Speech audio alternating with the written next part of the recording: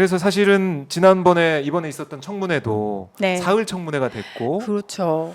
그것도 좀 이례적이죠. 이례적이었고 다음 맞습니다. 날 또 현장 검증 간 의원님도 있고 네, 대전 네, MBC까지 대전 간 의원님도 MBC까지. 있고 그런 거 보면 지금 과방위 자체만 놓고 보면 뭐 전투력은 정말 뭐 최상위까지 지금 올라와 있는 것 같아요. 점점 강해지고 있는데 일단은 이진숙 방통위원장에 대한 탄핵소추안 민주당 김현 의원, 진보당 윤종호 의원 또 기본소득당 용해인 의원과 함께 대표 발의하셨잖아요. 네, 공동대표 발의했고요. 네. 네, 야 6당이 다 함께 참석을 좀 해주셨습니다. 다 함께 했어요. 네, 근데 그렇게 얘기합니다. 뭐 일부 의원들도 그렇고 정부에서도 그렇고 아니 일도 안 했는데 무슨 탄핵이냐. 야, 말도 안 된다. 이런 얘기를 하는 분이 있죠. 네, 어떻게 들으셨습니까? 네, 충분히 그런 말씀하는 분도 있다라고 생각을 하고요. 제가 상임위 일을 하면서 많이 얘기하는 단어가 있습니다. 뭐냐면 문제, 예, 문제의 본질 혹은 문제의 정의에 대해서 이야기를 하는데 네.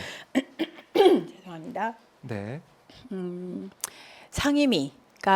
상임위에서 인사청문회를 3일 연 것도 그렇죠. 뭐라고 하고 여권에서 뭐라고 하셨고 네. 뭐 그다음에 하루밖에 일을 안 했는데 어떻게 탄핵 소추하냐 이렇게 날짜에 대해서 말씀을 좀 많이 하셨어요. 맞아요. 실제로. 그게 또 보도도 많이 됐습니다. 네네. 사실. 근데 저는 인사청문회가 원래 이틀이었었는데 네. 이틀 밤 자정이 딱 되는 순간 너무 할 일이 너무 많이 쌓인 거죠. 그래서 이젠 차수 변경해서 밤 12시 넘어서 이제 3일차까지 하게 된 건데 이례적으로. 네. 처음에 이틀 하겠다고 할 때도 이례적이라고 하셨어요. 맞아요. 하루면 되지. 이틀 하루면 동안 하냐. 되지. 그만큼 뭐 자신 없느냐 뭐 이런 얘기도 그래서 일각에서 하던데. 그래서 뭐 하루네 이틀이네 네. 하루 하자 뭐 이제 여당 간사님 야당 간사님 막 싸우고 그러셨었는데 저는 문제의 본질을 흐린다라고 생각을 합니다. 인사청문회라는 것은 검증을 하는 자리잖아요. 굉장히 중요한 고위직에 대해서 지금 방통위원장은 장관급 네. 고위직이잖아요. 그러면 이 사람이 그 일을 잘할 수 있는 사람일까? 적격자일까? 방통위원장이라는 역할을 잘할 수 있을까에 이제 초점을 맞춰서 거기에 적합하면 반나절 만에 다 하죠. 반나절도 충분하다고 저는 생각을 하고요. 그렇지 않다. 그러면 이틀도 짧다라고 말씀을 드려서 3일이 된 것 같은데 너무 할 게 많으니까 네. 확인할 게 많으니까. 그래서 제가 여당 의원님들께는 정말 논리적으로 예. 검증할 게 너무 많으면 검증할 걸 많은 사람을 보낸 대통령실을 보고 좀 뭐라고 하시라. 우리도 네. 저도 지친다.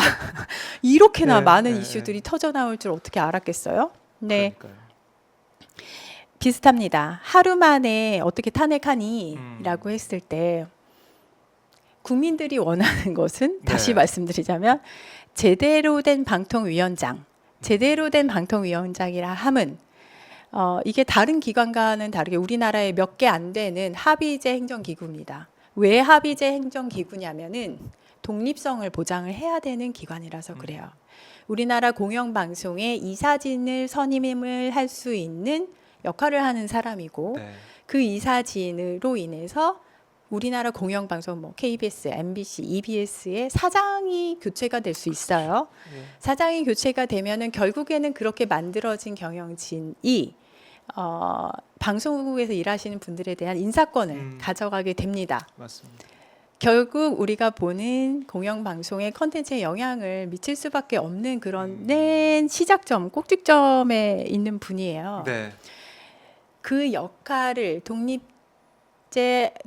합의제 행정기구의 장으로서의 역할을 할 수 있는 사람을 앉혔어야죠. 그래야지 사실은 탄핵도 안 하죠. 네. 탄핵이란 얘기가 왜 나왔겠어요? 그렇지 아니한 사람인 건 둘째치고 단 하루 만에 네. 그 인사청문회 3일 내내 하지 말라고 했던 것을 정광석화처럼 해치웁니다. 출근하자마자 그날 오후에 하지 말라는 것이 무엇이었냐면은 문제가 되었던 네. 2인 체계에서 되게 중요한 의결들을 다 하면서 결정을 다 내리면서 간 부분에 대해서 위법성을 이미 지적을 3일 내내 했고요. 그리고 어떻게 보면은 방통위 위원으로서의 네. 어떤 전문성 부족에 대한 것 또한 계속해서 얘기를 했었거든요.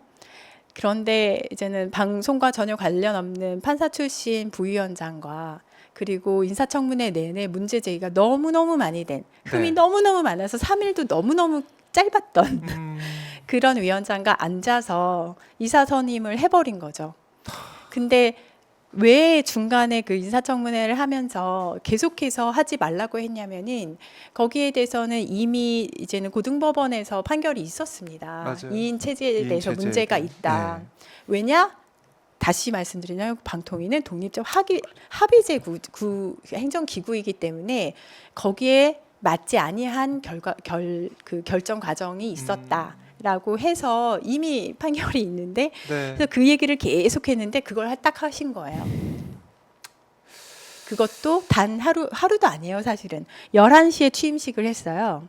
그리고 원래 2시에 회의를 하겠다고 네. 했다가 그게 알려졌거든요. 아하. 그랬더니 제가 이건 기자회견을 했는데 예. 보도 자료가 나왔어요. 방통위에서 이례적으로. 음, 방송통신위원회에서 이제는 공영방송 이사 선임에 대한 의결 회의를 오늘 오후 2시에 연다는 것은 사실이 아닙니다라고 해서 보도 자료를 이제 네. 내셨어요. 네. 2시라는 게 막 알려져 있고 나니까. 근데 너무 재밌는 것은 3시에 연다고 그 다음에 내부적으로 3시에 열다가 또 늦춰가지고 5시에 열게 됐거든요. 예. 그러니까 얼마나 사람을 우롱하는 일을 매 순간순간 하고 있는지 모르겠습니다. 그래서 그러한 과정을 아주 압축해서 하지 말라는 것만 딱딱딱 골라서 하고 그 다음날 취임식이 아니라 임명장을 받으러 가더라고요. 그렇다면은 사실은 야당에서는 그걸 하면은 탄핵 대상이야를 3일 내내 얘기를 했는데 아랑곳하지 않고 그냥 네, 24시간도 안 돼서 네. 그것을 그냥 쭉 진행을 해버리고 간 거죠.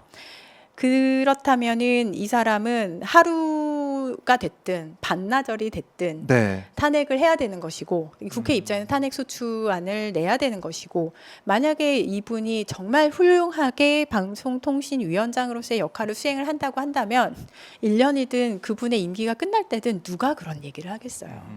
그래서 이게 시간이 날짜가 중요한 것이 아니라 무엇을 했느냐, 무엇을 하느냐 이게 더 중요한 상황인 것 같습니다. 그렇네요.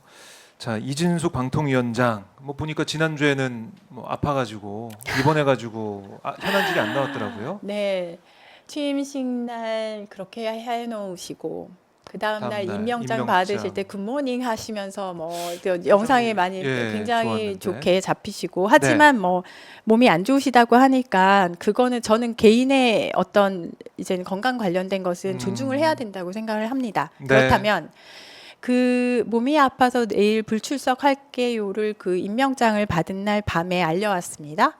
왜냐하면 그 다음 날 출석을 해야 저희는 다음 증인 날이었으니까. 요청을 해놨으니까. 금요일에, 예. 근데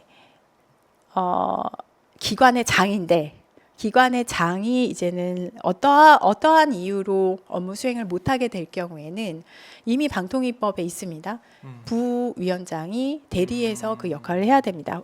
그런 법이 없더라도 그건 뭐 당연한 기관의 거고. 장이면 책임자면 제가 본 어느 기관도 본인이 몸이 아파서 내일 너무 중요하게 기관장이 나가야 되는데 못 나간다 그러면은 그 다음 사람 뭐 차관이 대리를 나오든. 네. 지명을 합니다. 왜냐? 본인이 뭐 나가기 싫거나 이런 어떤 마음에 개인적인 그런 감정이 있을지라도 네. 책임을 져야 되는 기관의 장 위치잖아요. 그래서 이분이 부위원장을 지명을 안 해놓고 간 것 또한 그리고 부위원장도 사실은 저희가 콜을 했는데 안 나왔거든요. 기관의 장으로서의 어떤 자세는 그냥 그 또한 빵점이다. 저는 그렇게 책임감 없는 사람은 처음 본 것 같아요. 네.